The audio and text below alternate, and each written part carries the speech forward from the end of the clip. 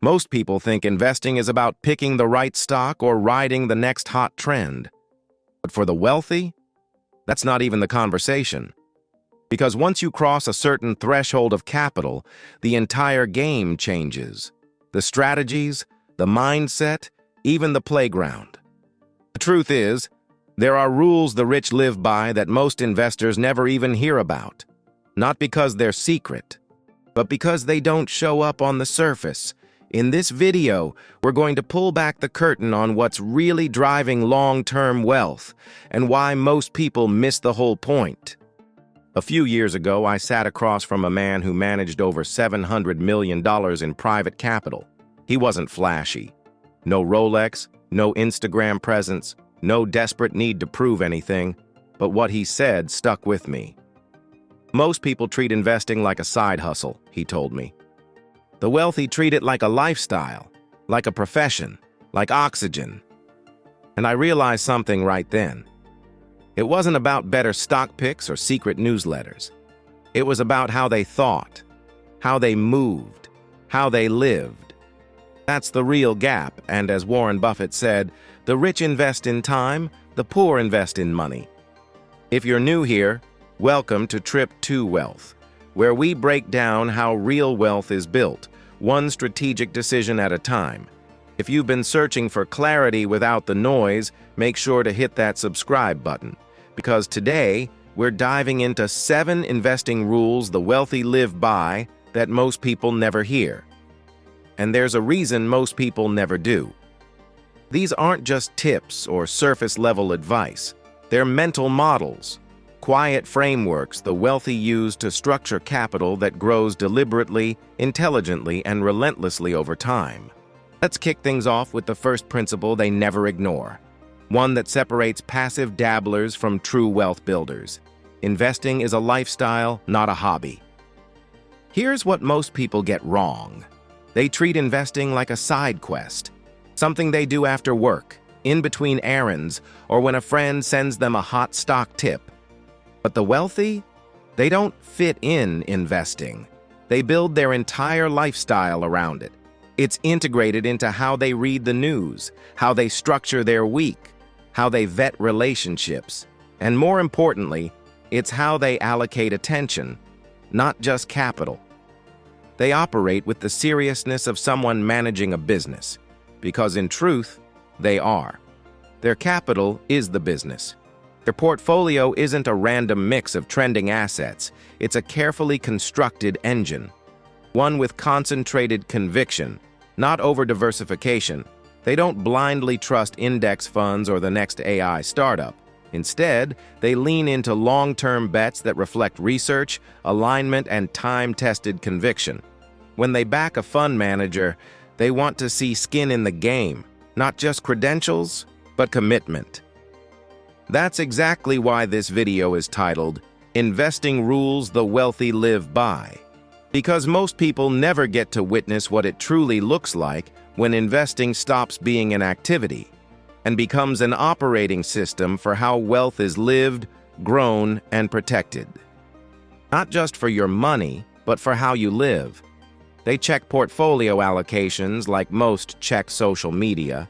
They review risk exposure the way others check weather apps. And they don't chase dopamine from price spikes. They chase durability, structure, and peace of mind.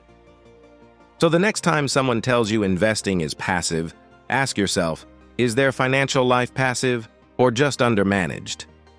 Now that you understand the mindset shift, let's get into the next rule and talk about where they actually play the game and why most investors never even see the real table. Once you break through the surface of traditional investing, you realize something unsettling. The stock market is not the full game. It's just the public part. Like the tip of an iceberg, it's visible, accessible, and crowded.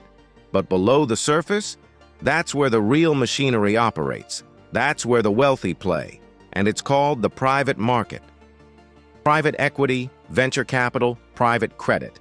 These are not just alternative investments. They're power levers. When the rich deploy capital into private deals, they're not just hoping for returns.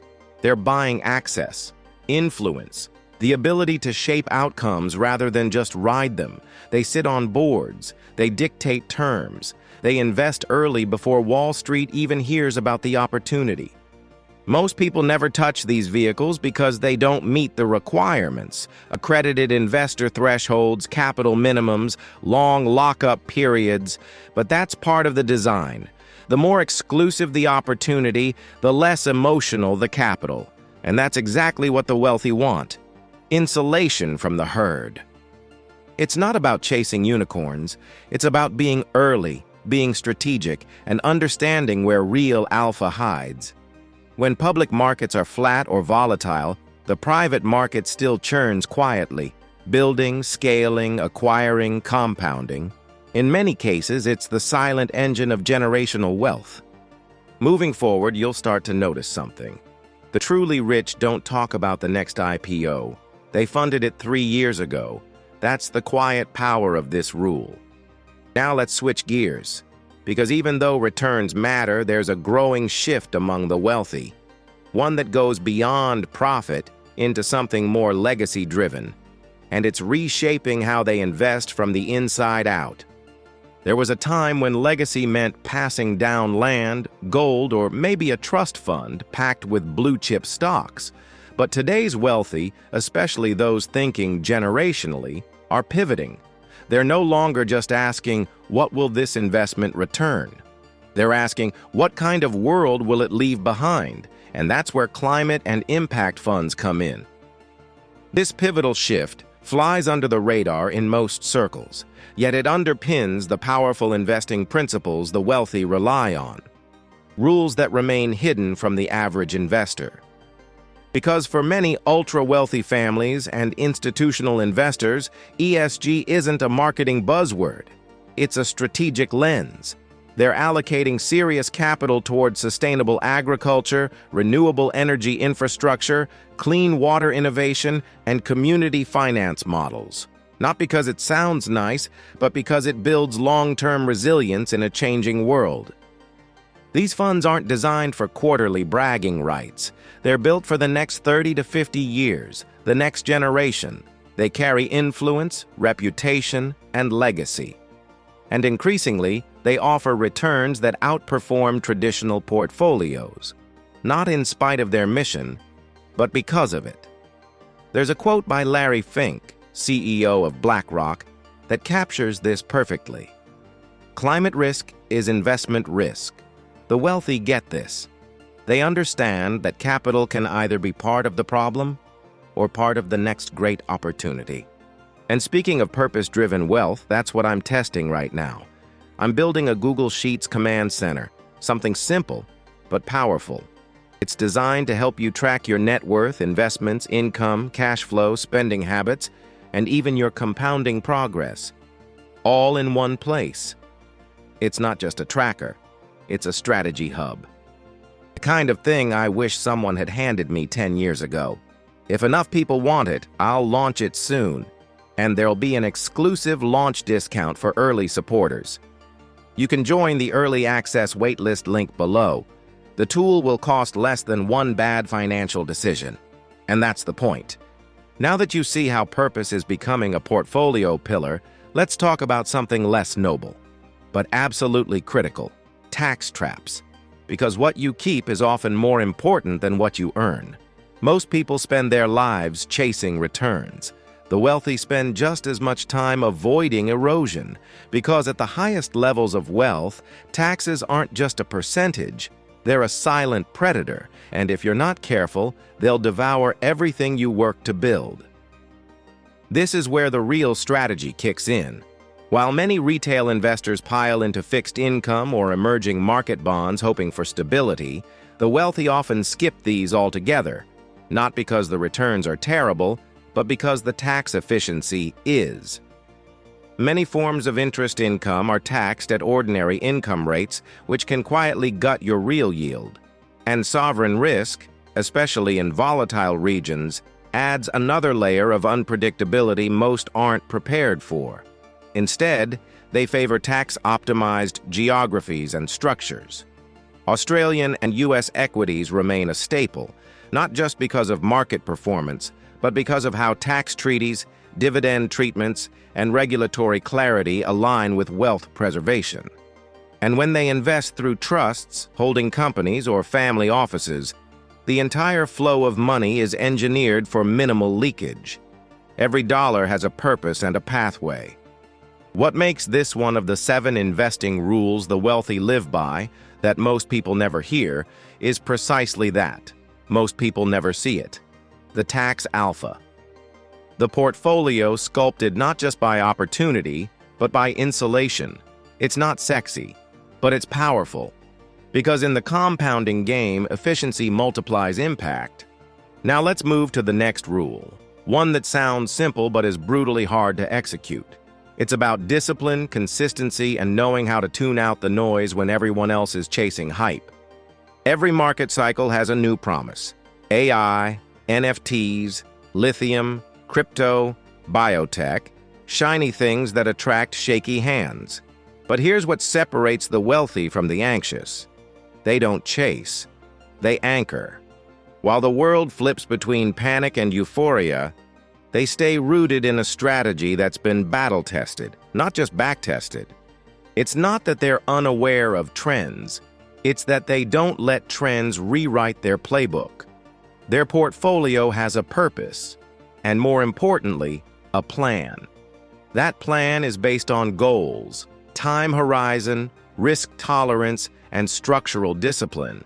So when the headlines scream about the next market boom or bust, they don't flinch, because they've already accounted for volatility, emotionally and financially. Most people invest with emotion and react with fear. The wealthy invest with intention and react with data. When markets drop, they're not asking, "What should I sell?" They're asking, "What just got discounted?" When social media is screaming about overnight millionaires, they quietly rebalance. This is why emotional discipline is wealth's underrated multiplier. Because without it, even the best strategy collapses under pressure. They know that FOMO is expensive and that patience is underrated. So they don't scroll for signals, they wait for their thesis to play out. By the way, if you're enjoying the video so far and want more topics like this, comment the word "more" so I know. All right, now that we've touched on discipline, let's talk about alignment. Because while strategy is vital, who you trust with your capital and how they manage it can make or break your outcomes. There's a golden rule among the ultra-wealthy that rarely gets discussed. Never invest with someone who has nothing to lose. Because when the stakes aren't mutual, the outcomes rarely are. This is why the wealthy are obsessed with one specific filter when evaluating fund managers: skin in the game. They don't care how impressive the pitch deck is. They want to know how much of the manager's own money is in the fund. They look for alignment, not just in returns, but in risk. If a manager stands to lose alongside them, they're far more likely to protect capital, to make fewer reckless bets, to think long-term instead of just performance chasing for the next quarter's bonus. This philosophy is core to why this video is titled "Rules the Wealthy Live By," that most people never hear or ignore, because it's the behind-the-scenes lens that shapes every decision. The wealthy don't blindly trust credentials. They track incentives. They know that large funds often dilute performance, so they prefer capped fund sizes. They don't just want a manager. They want a partner. There's a quote by Nassim Nicholas Taleb that captures this perfectly. "Don't tell me what you think. Show me what's in your portfolio." And that's the standard. They want transparency, not theater. Participation, not persuasion. If the manager wins either way, but the investor loses in silence, it's a broken model. But when both are exposed to the same upside and downside, that's when real trust and real performance is built. Now let's close this out with something even deeper, because at the highest levels, investing stops being about money entirely. It becomes about differentiation and what kind of edge you're leaving behind for the next generation. At some point, building wealth stops being about accumulation and starts being about identity. The wealthiest investors, the ones thinking in decades, not years, aren't just chasing returns. They're crafting a signature, a strategy that's not only profitable but distinct. Because legacy in their world isn't measured in dollars. It's measured in differentiation. They don't want to replicate what everyone else is doing.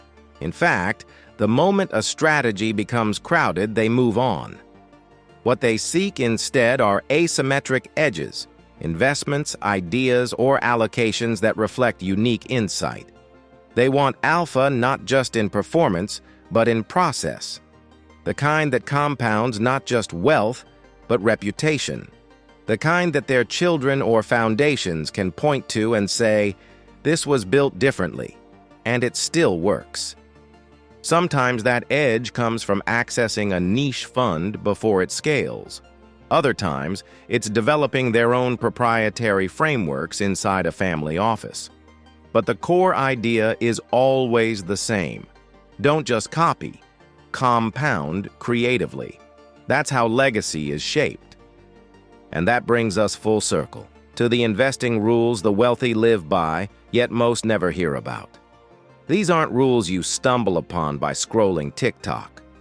They're the unspoken architecture behind financial dynasties. Quiet, intentional, often invisible to the public until decades later, when the outcomes are undeniable.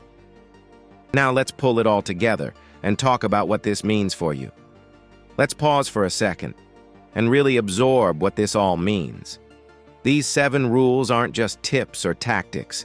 They're reflections of a mindset most people never adopt because they never see it in action. And maybe that's the most important difference between casual investors and the truly wealthy. The wealthy don't need constant motivation. They build systems that run without it. They don't obsess over today's market noise.